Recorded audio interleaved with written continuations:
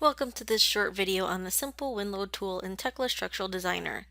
In this video, we'll focus on using the simple wind loader to quickly apply your own wind loads to a structure. TSD can also automate your wind loads and calculate them based on ASCE 7. Refer to the Wind Wizard video for more information on that process. The simple wind loader allows you to quickly apply manual loads to your structure. Although our automated wind load is code-based and comprehensive, there could be situations where you want to generate your own calculated load. Examples include for structures other than buildings, if working in collaboration with another firm that gives you this data, or if building codes specify other values. Again, for most situations, you'll use our automated wind load tool via the Wind Wizard. The simple wind loader applies wind pressures in a given direction, therefore you need to create individual load cases for each direction. These can then be combined into combinations as appropriate. You do have the ability to change the wind loads along the building height. They don't have to be uniform. The loads will be distributed to the structure as point loads on the rigid diaphragms. In Tekla Structural Designer, I have a simple building to illustrate this tool. Gravity loads have already been applied to the structure. You can see there are different elevations along the face of the building.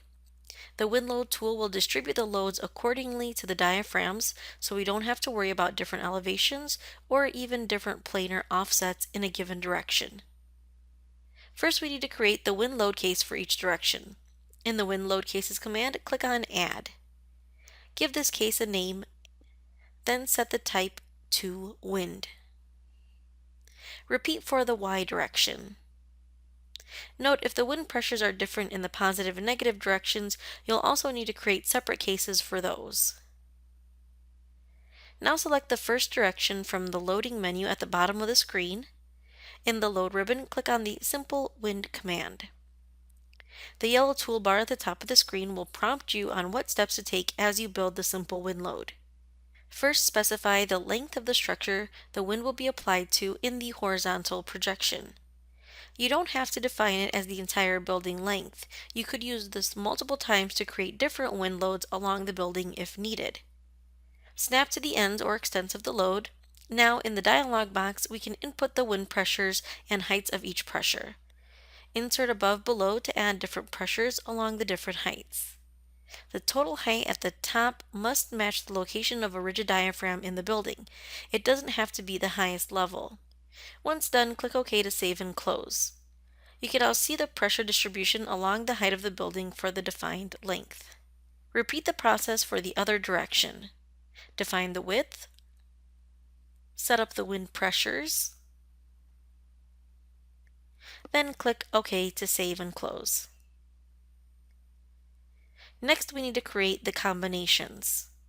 Going through the generation will create a separate combination for each load case. For this example, I'm only going to generate the LRFD combinations since that's what I'm designing the steel to.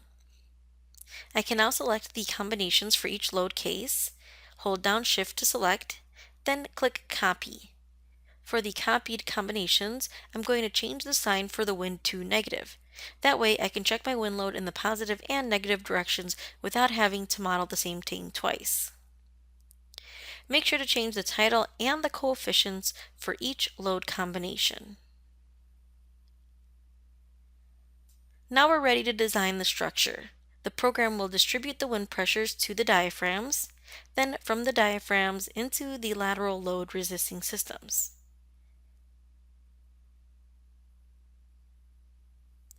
Once done, we can review the wind drifts to see if they check out. A wind drift table can be viewed to show more information on the actual drift values, ratios, and pass-fail status. We can also review the results graphically to see the deflected shape and the drift values. Use the slider bar to animate the drifted shape so that you can get a better feel for how the building's moving. As a back check, we can also look at the actual wind loads or the values that are applied to each diaphragm from the simple wind loader.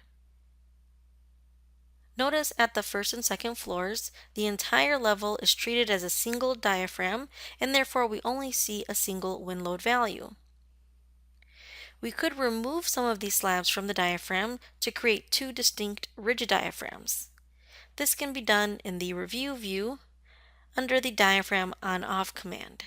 Click on the slabs to remove them from the diaphragm. To see updated results, we can now run the analysis again on the building.